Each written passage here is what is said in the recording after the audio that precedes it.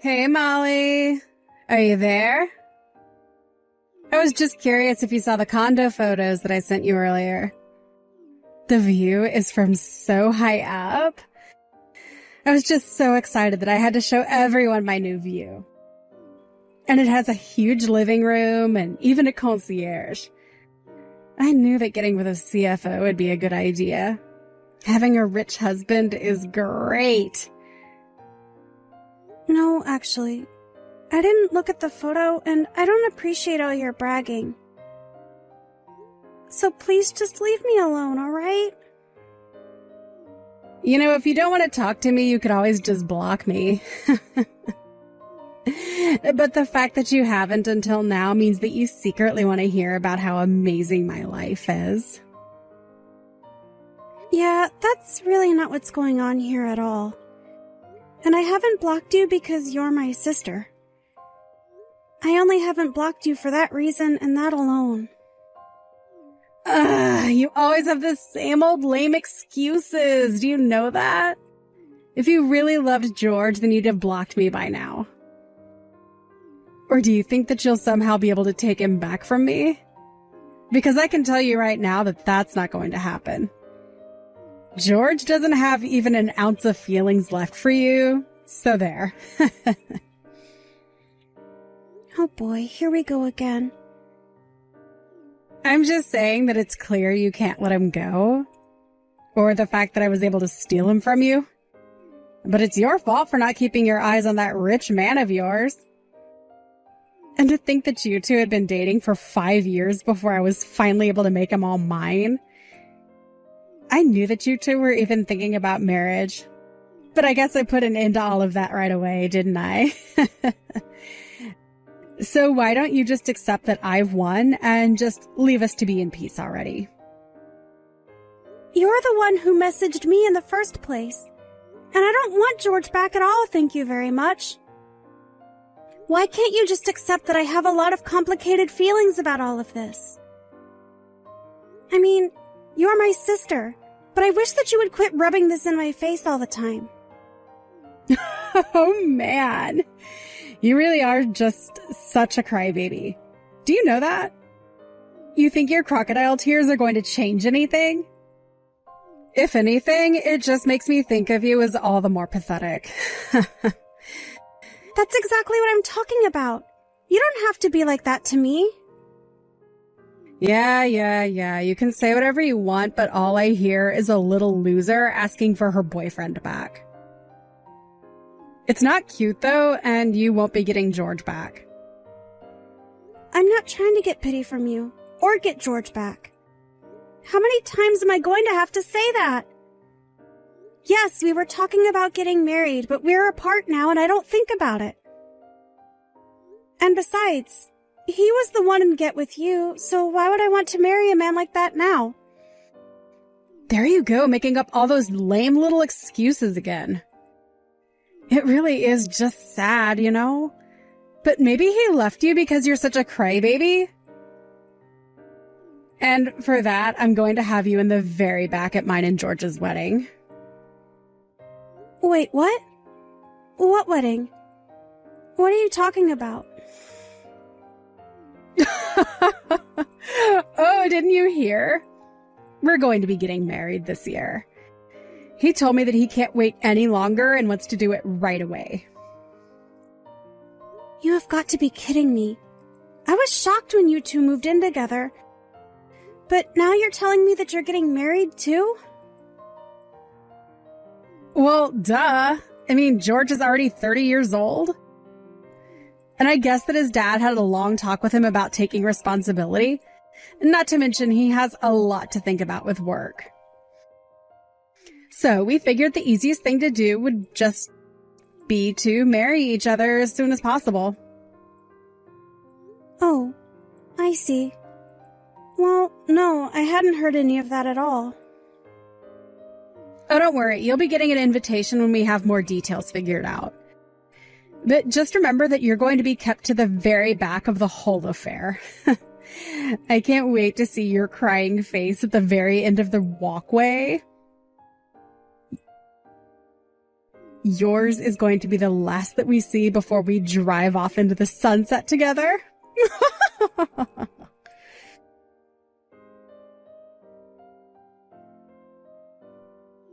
Oh man, don't you have any pride for yourself, Molly? If you really want to get back together with me, you should just talk to me about it directly. What in the world are you talking about, George?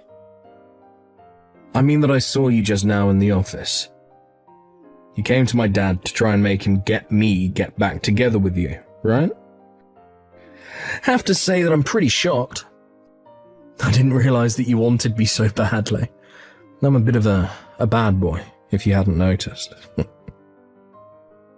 Literally, what in the world are you talking about? Have you hit your head or something like that? I don't want anything to do with you ever again. And your dad called me here to talk to him about something else. And just why would my dad want to talk to my ex-girlfriend, He doesn't associate with bottom feeders like you. He's too busy. He was suspicious about why we broke up after 5 years just for you to end up with my sister. And he was surprised to hear about you and my sister getting married. So he called me to discuss that. Oh, yeah, that does sound like him, I guess. He just can't learn how to mind his own business. But who cares who I date? It's my choice. He needs to learn to butt out and let me live my life. I think it's that your dad is worried about you and wants to make sure that you're making good choices. Yeah, I'm sure that's the excuse he gave you for his actions. But it's so obvious that you came to the office today to try and beg for me to get back together with you. Your obsession with me is really just getting sad at this point, Molly. I think the only person who thinks anyone is sad here is your dad about you. In fact, he apologized for your actions to me today. He apologized for what you did, and then he gave me a rather thick envelope. Oh, I get what's going on now. You were blackmailing my dad about what I did so that you could get a big payout. Is that it? You have got to be kidding me. Do you really think that's what's going on? You know that we weren't even engaged yet, right? Oh, but I get why you'd be mad about wasting 5 years of your 20s with me. I would want to pay out too if I was a poor little nobody like you. But man, it really is sad when you get caught red-handed taking money like that, isn't it? You really have no idea about anything that happened between your dad and I. But yes, if you really must know, he did give me some money. There you go. I called it. I guess at least there was a silver lining to getting dumped by me after all. Hope you think of me when you spend that money. Again, you have no idea at all what you're talking about. And the only person I feel any gratitude towards is your father. I know that you and my sister are getting married, but I wouldn't do anything more to upset your dad. He really is getting on his last straw with you. Ah, well, thank you so much for your concern, but I think I'm going to keep on living my life however I want. Especially if that means avoiding marrying an old hag.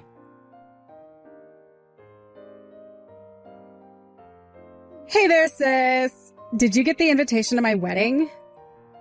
I bet that you were pretty surprised, weren't you? Did you look at where we were going to be having it? It's a pretty amazing place. Oh, yes. I saw the venue. It sounds like a pretty amazing place. Even the invitation was all shiny.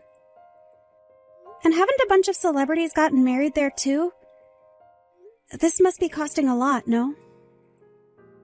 Well, that's what happens when you marry a CFO!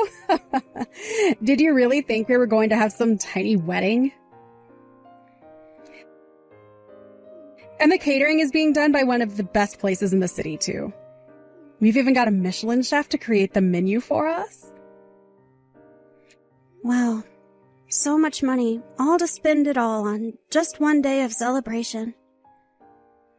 Well, this day is going to be one of the most important in my entire life. I'm going to be the star of the show, and everyone is going to see how bright I'll shine. Ooh, maybe some celebrities will even show up to help me celebrate it. Just thinking about it makes me so excited. I get being happy about your wedding, but do you have any idea how much it's going to cost? I mean, I know that George is rich, but even he doesn't have limitless wealth. And you've basically been nothing but a mooch ever since you graduated. I have not been a mooch or anything like that. At all. I've made my own money off of modeling, thank you very much. I'm a model with an agency and everything. Sure, I have a part-time job that I have at my office and everything, but I'm a model.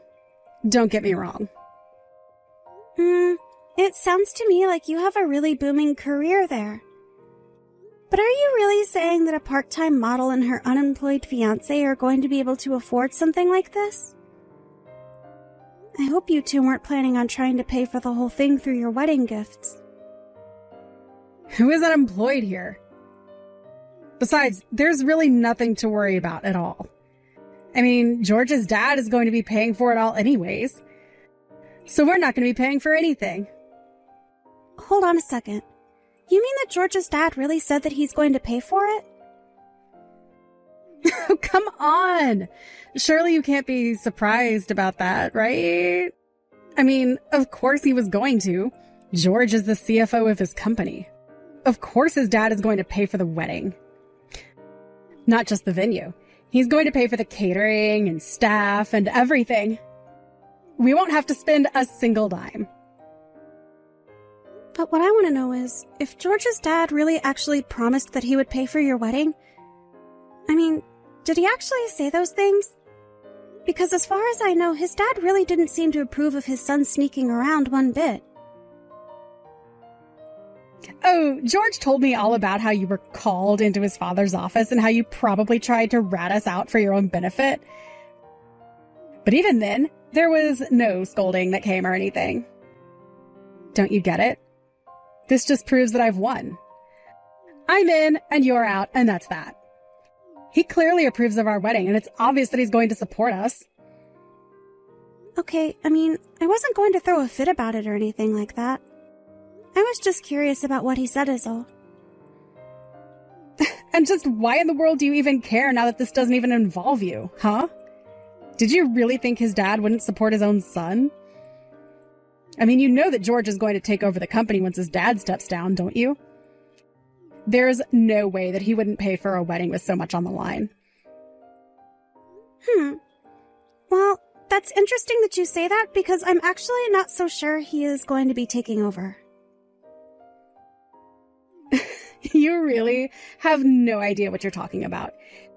You're just jealous because we're going to have the amazing wedding that you never could. But don't worry, it's not like we're not going to invite you. In fact, the both of us really hope that you show up. We want to rub your face in our success. Well, I'm your sister, so of course I was going to be at the wedding. But you said you were going to sit me in the back. So I'm still wondering if you even have a seat actually saved for me at this point.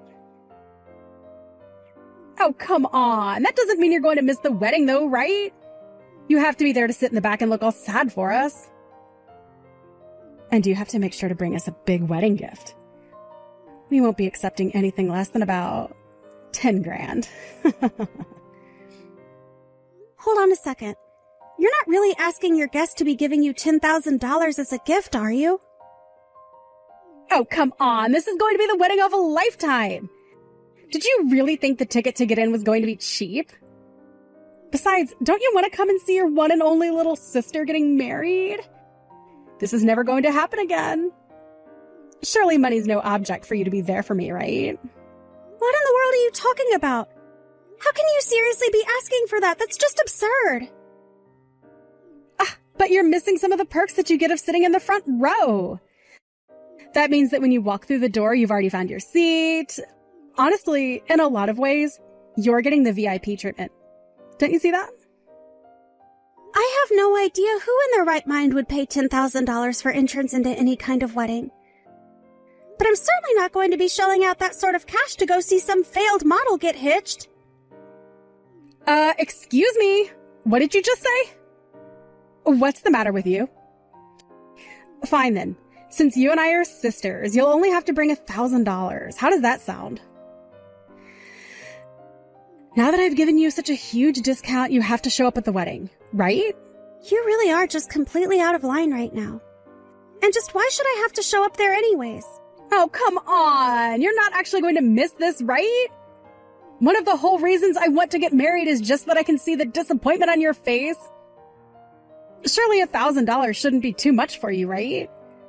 After all the strings that I'm pulling and the role that I'm giving you? Let's get something straight here. You do know that George has been disinherited, right? Wait, what?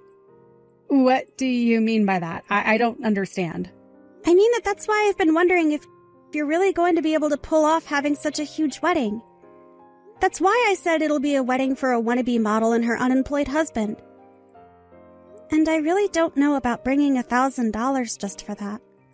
Wait a second. I don't understand. What is this? What are you talking about? What do you mean he's been disinherited? So I guess you still haven't heard the news then, right? But I think you should go and ask George or his dad as soon as you can.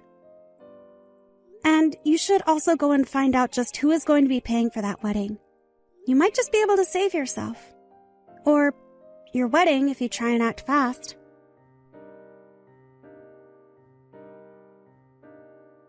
What the heck is going on here, Why in the world did you tell Tina that I had been disinherited? What's the matter with you? That things were going so well, and I finally thought that we were going to have some smooth sailing, and then you have to come along and blow everything up. Oh, I'm sorry. Did I ruin your plan to defraud my sister through her marriage to you? It's not my fault that your dad chose to do what he did. Besides, I know that it's not just that. He's cutting you off everywhere. I know that he took your fancy black card, and I bet that isn't going to be giving you a dime for your wedding. But I still just wonder what you've been telling Tina in the midst of all of this. And just how did you think it was going to be smooth sailing? I mean, what did you think was going to happen once you two are married and she finds out that you're out of a job? Shut up. I don't need you critiquing my plan. It was all going to work in the end, okay? Or at least everything was going to be just fine until you had to go and ruin it. Look, I thought I had done such a good job of hiding from Tina that my dad had cut me off, and when she found out, she flew into a huge panic. Oh, yes, I bet that she would have. And I don't blame her one bit for it. It really is ironic, though. She was getting married to you and thought that she'd be set for the rest of her life. You two even wanted to invite me so that you could try and rub my face in it. But now the only people who are going to end up regretting everything are you two. What's the matter with you? How dare you talk as if you're not a part of this? You did this. This is all your fault and you have to pay for this. Look, I have no idea what you told my dad or what he told you, but I just know that you had a part in all of this. Wow. Well, here's a side I didn't think I would see of you. You're so desperate now. But I'm sure that you already know all of what I told your dad. I already told you exactly what I did, of course. But you had quite a different attitude when I was there at the office. You were so cocky, weren't you? But, well, I mean, I thought you had come back to my dad's office to beg for him to make me get back together with you. And even if my dad did want to know the truth about how your sister and I got together, you didn't have to tell him the part about where I was cheating on you. But don't you realise the problems that you've made for us? I was so shocked when the day after I saw you at the office, my dad called me into his and told me the horrible news. There you go, like a child crying because you didn't get a toy that you wanted. You thought you knew exactly what was going on, but you don't know anything. Shut up. You don't know anything. I'm not crying. This isn't how things were supposed to go. I had never seen my dad so mad at me before. Look, he's always given me whatever I want, and now I'm going to get nothing for the rest of my life. This can't be happening to me. I can't believe that you've gotten this far in life and you still act like such a petulant, spoiled child. It really is just pathetic. What did you say? You can't talk to me like that. It's not fair. Of course your dad spoiled you. You were his one and only son. I mean, I know all about how your mom died when you were young. So obviously your dad was putting all his hopes into you. I'm not shocked at all that he is upset with you. You don't know anything about me or my dad, so don't pretend like you do. You know, when your dad called me into the office to talk about you and my sister, he was so crushed. He just had no idea how he could have ended up raising such a scummy son. He even said that. I could hear his voice choking up and how disappointed he was in you. No, that can't be right. Please tell me this isn't true. This can't be happening to me. Well, I think you have more pressing things to worry about now. Like, how are you going to afford this huge extravagant wedding that Tina kept going on and on about? Why don't you quit crying like a baby to me and get the rest of your life in order, huh?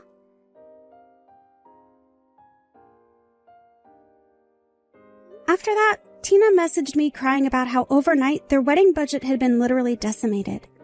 She realized that she was never going to get the huge wedding she'd been bragging about. But Tina was freaking out about the wedding and wondering about how she was going to get out of her relationship with George before it was too late. She missed her chance to act. George had already sent the wedding certificate to be filed away, and wedding or no, the two were legally husband and wife now. The two of them ended up moving into a cramped little apartment and had to take the first job that they could find. George begged his father for money over and over, but it was no use. He even burst into his father's building to beg for help, but George's dad later told me was carried out by security promptly. Ever since then, Tina has been too busy handling her own crazy life with her own terrible husband to bother me anymore. As I mentioned above, George's father and I still keep in touch. I had heard from some of the staff about how angry he had gotten at his son, but to me he had never been anything but kind and courteous. As for me, I was more or less able to rid myself of Tina and George and simply went on with my life. I was glad to have dodged that bullet and was satisfied that I had put an end to Tina's wedding plans before she would have ended up with the bill for such a huge affair. Whether she'll ever see it that way is another issue. Thank you for watching. If you liked this video, please give it a thumbs up and don't forget to subscribe to see more content like this.